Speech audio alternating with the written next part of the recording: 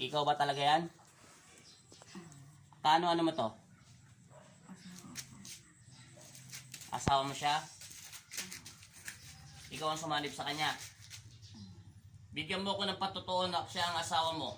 Anong bagay na sekreto ng asawa mo? Ilang taon na kayo nagsama habang ikaw ay nabubuhay sa lupa? Titingnan ko ang kaluluwa mo, magkamali ka.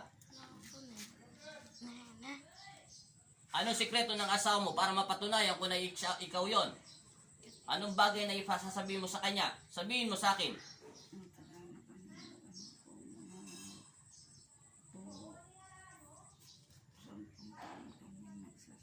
Sampung taon kayo nagsasama ng asawa mo. Ano pangalan pa? Leoneta. Leonita, ang asawa mo.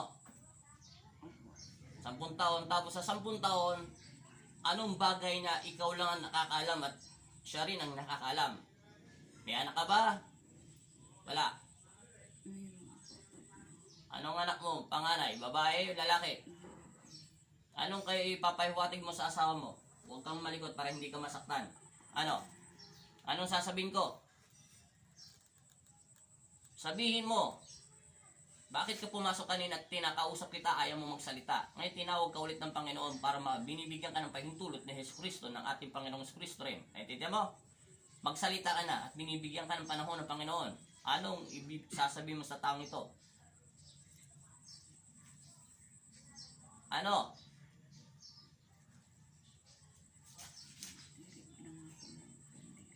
Itirik kayo ng kandila. Ano ang pangalan nyo ulit? Lakasan nyo. Norberto Company. Kampantera. Itirik kayo ng kandila. Bakit? Nasaan ba ang kaluluwa mo? Nandito lang sa lupa? Wala ka ba sa langit? Kasi alam ko naman taga wala ka sa langit. Kasi pag nasa langit ka, hindi ka namin kaya makausap. Naintindihan mo? Kung walang pahintulot ng Amang Kristo, naintindihan mo? Ilang taong ka napatay?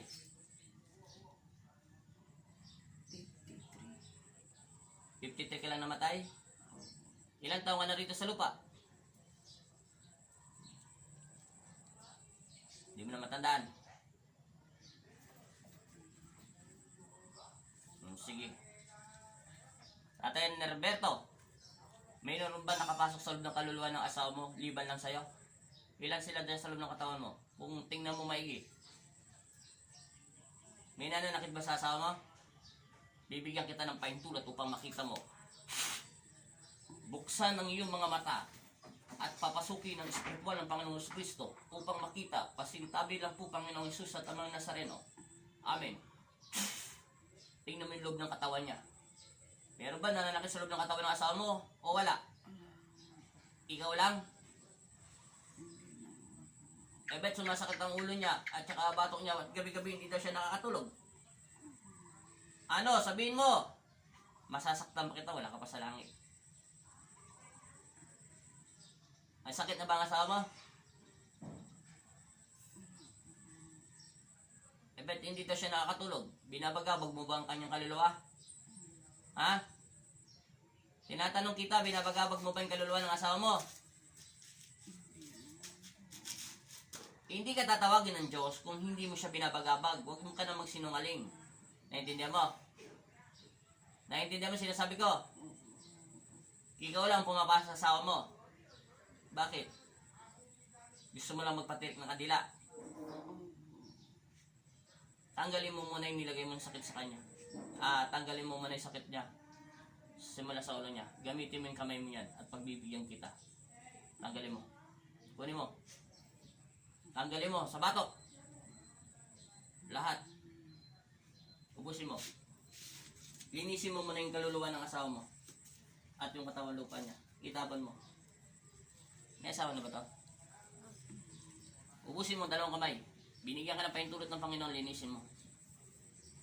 Nagsiselos ka? Dahil may asawa na siya? Yung totoo. Malalaman ko yan pag pumingi ako ng tulong sa Panginoon at buksan ulit ko yung mga mata ko. Nagsiselos ka, yung totoo. Yung totoo. Nagsiselos ka. Pag nagsinungaling ang puso mo, iilaw yan. Nagsiselos ka. Naririnig mo ba ako, tatay? Nagsiselos ka ba? Kaya hindi mo binabagabag yung asawa mo. Hindi mo binibigyan mo siya ng sakit dahil hindi kanya pinapansin. Naririnig mo ba ako? Ayaw niyo magsalita. Hindi ka rin makakalis dyan. Hindi ako nito maririnig hanggang hindi nakapatong ang kurso talaga. Kailangan makapatong ang kurso para marinig niya ako.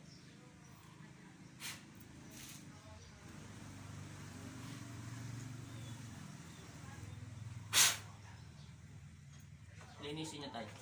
Ngayon, naririnig mo na ako. Hindi mo ako marinig hanggang hindi kita hinahawakan. Ha?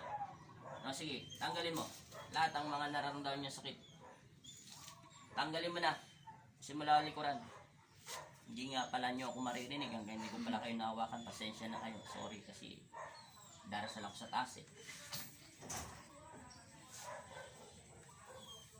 Sige. Nagsiselos ka sa asawa mo. Kasi may asawa na siya.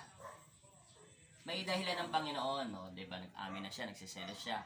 Ayun naman pala eh. Hindi mo pala nga ako marinig hanggang hindi pala kita hinahawakan. At hindi pala tayo magkakarinigan dalawa. Pasensya ka na. Wala sa isip ko na kailangan pa pala kita hawakan para marinig mo ko. May dahilan ng Panginoon kung bakit kayo unang kinuha ng Panginoon. Naintindihan nyo? Siya ang nakakaalam, hindi rin ako. Instrumento lang ako ng Panginoong Kristo, ha? Ng Pong Nazareno. Naintindihan nyo po? Ang Diyos ang magpapasya, hindi ako. Kung maaga kayo kinuha ng Panginoon at nakapag-asawa na siya, may anak naman kayong naiwan sa Kanya, agabayan nyo na lang siya at bigyan nyo siya ng humingi kayo ng tulong sa Panginoon, na manalangin kayo, sabihin mo sa Kanya na bigyan ng swerte yung mga anak mo na naiwan mo dito, naintindihan mo? Siguro yung panahon niya, nag-isip siya, makikita niyo naman yun doon sa bolang kristal, doon sa may langit pag nakakit na kayo. Sana, paintulutan ako ng Panginoong Kristo na makakit kayo sa langit. Namatay ba kayo? O ano bang kayo namatayan nyo? Ipapaalala ng Panginoon yan, hawak-hawak ko na kayo. Nabaral ba kayo? Bangga ba kayo? Anong kinamatayan mo? Ano? Nalulung ka sa alak, sigarilyo, ano pa? Nung babae ka ba? O kita mo, umiiyak ka na. Tingnan mo si tatay, umiiyak na. Umiiyak na ang yung asawa niyang namatay. Ngayon, huli na ang pagsisisi, di ba? Hindi niyo binigyan ng panahon ng ating Ama. Nilulong niyo ang buong buhay niyo sa trabaho, sa sigarilyo, sa pag-iinom. Ngayon, sinong may kasalanan? Ang Panginoong Kristo ba o tayong mga tao? Tanungin ko kita. Ha? O, dahil naririnig mo ko at nakakausap mo tayo, anong masasabi mo sa mga taong nanonood ngayon? Magbago at laging manalangin, di ba? Hindi habang buhay ay tayo nandito sa lupa. Naintindihan mo? Katulad mo, matagal ka na sa lupa. Ikaw ang nagsabi, hindi ako, nandito ka lang sa lupa. Hindi ka manahimik. Hindi ka makakit sa langit. Kasi hindi ka mapagtirikan ng kandila. Wala na makaalala sa'yo. Di ba? Gano'ng kasakit yun. Pero hindi ka gustuhan ng ating Ama mangyari sa iyo. Kaya tayo binigyan ng isip, mata, bibig, at pakiramdam. Upang sino man ang tatawagin natin, ang Diyos ba? O ang demonyo ba? O sino bang pakikinggan natin? Ang mga apostol ng mga demonyo sa ilalim ng lupa? O instrumento ng Panginoong Kristo? Yan ang mapapayo ko sa inyo. Sana paintulutan tayo ng Panginoon. Tignan mo kung ilan anghel na sa paligid mo. May nakikita kang anghel sa paligid mo? Wala kang anghel makita. Wala bang pahintulot ng Panginoon na kunin ka. Pero ako makikiusap sa Kanya. Ito lang mapapayo ko sa iyo. Kung pahintulutan ng Panginoon na may ilalapag siya dyan, anghel, maswerte ka. Naintindihan mo? Ito lang masasabi ko, ang hinihiling mo lang ay pagtirikan ka ng kandila ng asawa mo. Sa simbahan. Natural. Malayo ka eh. Doon ka namatay, di ba? Malayo. Ito lang ang mapapayo ko sa iyo. Humingi ka ng tawad una ngayon sa Panginoon at naririnig niya. At humingi ka ng tulong na pahintulutan ka na makakit sa langit. Sabihin mo, ipakilala mo ang pangalan mo sa Kanya at naririnig ka niya. Lakasan mo.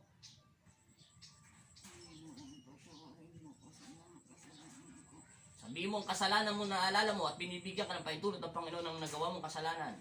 Nalulung ka sa alak, pagsisigarilyo, pag-aaliw sa buhay mo na hindi mo binigyan ng pansin ng Panginoong Kristo. Sa lahat ng mga kasalanan ko. Ipakilala mo ang Panginoon mo ang buong pangalan mo sa Panginoon dahil alam niya naman ang pangalan mo. Nalulung ako sa suga. Alak. Nababayahan ko ang aking pamilya. Kaya maaga ang kamatayan. Yan. Panginoon, sana po magpatuloy na ako sa aking pagpuntahan. At bahayan ang pamilya ko sa buhay nila. Gabayan mo sila ha. Kanya-kanya na sila. May kanya-kanya ng pamilyang asawa mo. Sige, tumahimik ka at ako magdarasal. Aba naming sumasalangit ka, sambahin ang ngalan mo. Mapasa amin ang kaharian mo, sundin ang loob mo dito sa lupa para sa langit. Bigyan niyo po kami ngayon ng aming kakanin sa araw-araw at patawarin mo kami sa aming mga sala para ng pagpapatawad namin sa nagkakasala sa amin. At huwag mo kami paintulot sa tukso at iadya mo kami sa lahat na masama amin. Aba, Ginoong Maria, napupuno ka ng grasya ang Panginoong Diyos ay sumasa iyo. Bukod kang pinagpala sa babaeng lahat at pinagpala naman ang iyong anak na si Jesus. Santa Maria, Ina ng Diyos, ipanalangin niyo kami makasalanan ngayon at kung kami mamamatay. Amen. Pag may bumabang anghel, maswerte ka. Hindi ako magpapasya nito. Kuya Roberto, naintindihan mo? Panginoong Jesus sa tamang Nazareno, humihingi po ako ng gabay at pahintulot sa inyo.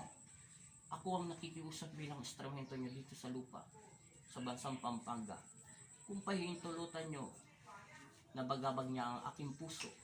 Diba? Sinabi niyo aking ama, ikaw at ako ay pinag-isa niyo at binigyan niyo ako ng karunungan. Bigyan niyo to ng liwanag galing sa langit. Magpadala po kayo ng anghel na isusugo kukuha sa kaluluwa ng taong ito. Siya ay nagsisisi na at kayo na po ang bahala sa kanya. Pahintulutan niyo na bigyan ng anghel dito sa paligid niya upang makita niya po kung sino susundo sa kanya. Sana'y pakinggan mo ang aking panalangin, Panginoong Kristo. Alam ko kung mabait kayo at lahat po ng kabaitan ay nasa inyo. Ay tumingi po siya ng tawad. Bilang instrumento niyo dito sa lupa, ako na po ang humihingi ng kapatawaran sa kanya at sasaluhin ko po ang kanyang kasalanan at ihahatay sa aking balikan. Panginoon, pagbigyan mo ko sa araw na ito. Nananalig ako at nananampalataya. Kayo pa rin po ang magpapasya, pero naniniwala ko na pagbibigyan mo ko. Tinatawag ko ang anghel ko na susundo sa katawan lupang ito. Pumayo ka at bumaba ka rito sa lupa sa pangalan ni Jesus. Amen. Antay mo ng ilang saglit lang. Kung may bumabang anghel, maswerte ka. Pag wala, hindi ako magpapasya. Ang Panginoon pa rin. Naiintindihan mo?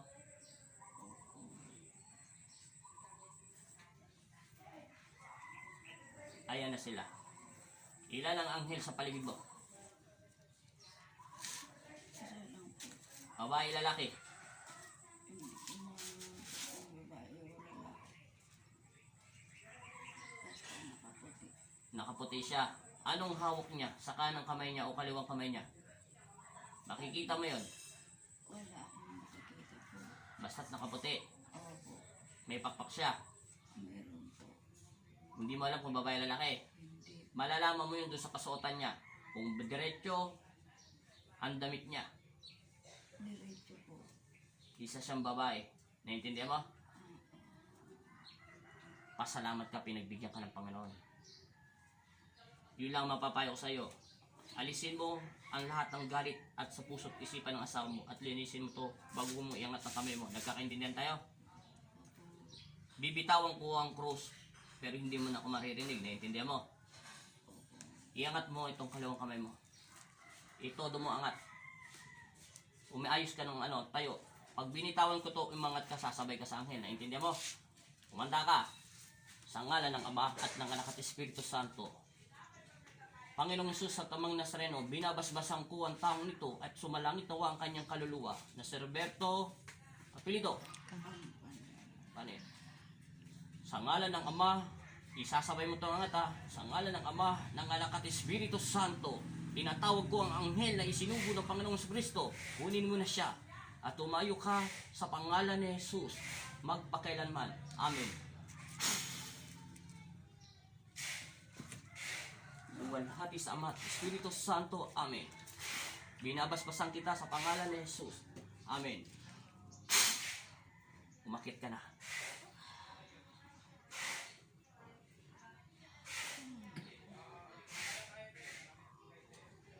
Akit na.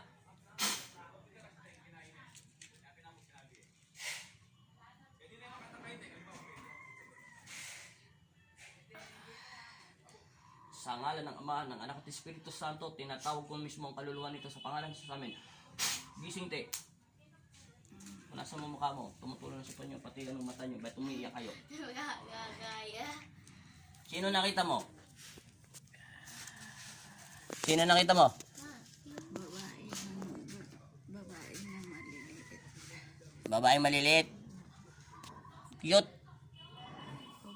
Mga angel yun. Sino nakita mo sa pangitay mo? Ay, sa paglalakbay mo? May nakita kang lalaki? Sino yon? Hindi Hindi mo ko kilala po sino. nakilala asawa mo? Hindi ko masyado na wala mo kasi ako yung namatay kasi yung asawa ko, wala na ako doon, dito na ako sa Pampanga. Hindi mo nakilala mukha ng asawa mo? Hindi na. Kaya pala nagtatampo asawa mo eh. Hindi mo pala siya makilala. Yung namatay na siya. Matagal na kami naghiwalay bago Ang asawa mo ay nalulung sa sigarilyo, sugal, yung ba? alak. Alak? Oo. Oo. Namatay siya, wala na siyang baga. Mm. Tapos, yung doon pa kami nakatira sa kanya. Buti pa maghiwalay tayo, wala kang silbing babae. Samantalang yung bahay namin ako nagpapagawa. O ngayon, maghiwalay kami, 2 taon. Yun ang kamatyan niya. Ano ang pakaramdam nyo? Magana naman ang pagkaramdam ko. Sige.